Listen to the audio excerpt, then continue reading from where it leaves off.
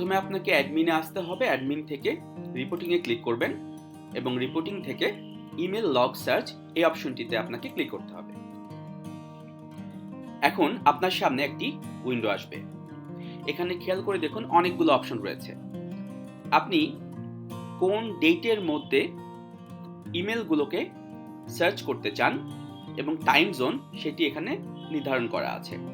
আমি ডেটে ক্লিক করব। ডেটে ক্লিক করলে এখানে কয়েকটি অপশন রয়েছে। Today, since yesterday, last 7 days, specific range, older than 30 days.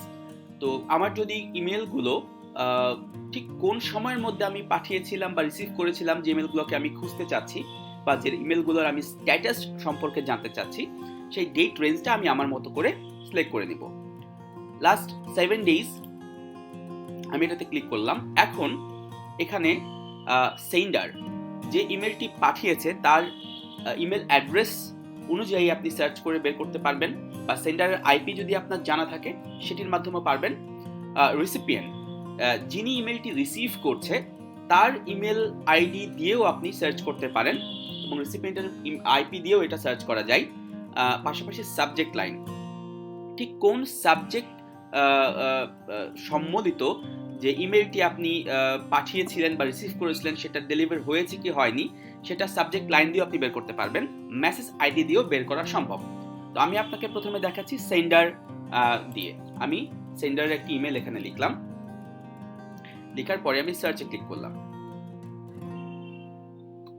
এখন নিচের দিকে খেয়াল করবেন একটি রেজাল্ট এসেছে এবং এখানে সেন্ডার কে ছিল, ডেট, কোন ডেটে ইমেলটা পাঠানো হয়েছে এবং সাবজেক্ট কি ছিল। আমি যদি সাবজেক্টের উপর ক্লিক করি তাহলে এখানে একটা ইন ডিটেলস রিপোর্ট আমাকে দিচ্ছে।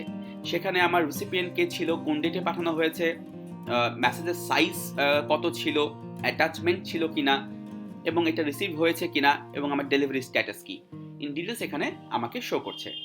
এখন আমি রিসিপিয়েন্ট ডিটেলস যদি দেখি যে ইমেলটি আমাকে nazmul@bluebird.interactive.com থেকে পাঠিয়েছিল আর রিসিভ করেছিল hello@bluebird.interactive.net।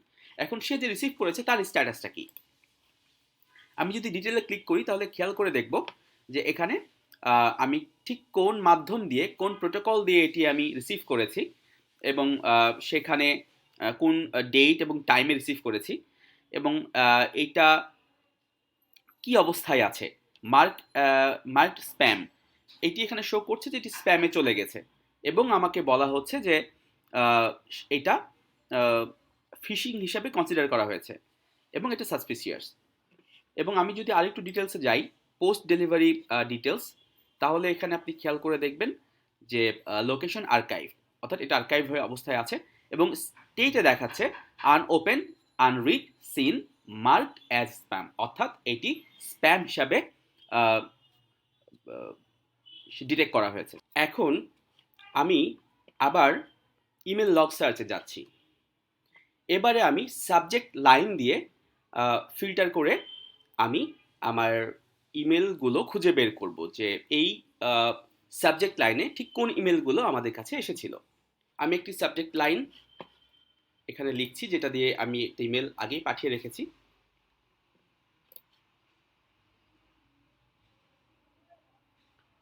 এটি সার্চ করে আমাকে বের করে নিয়ে এসে দিয়েছে।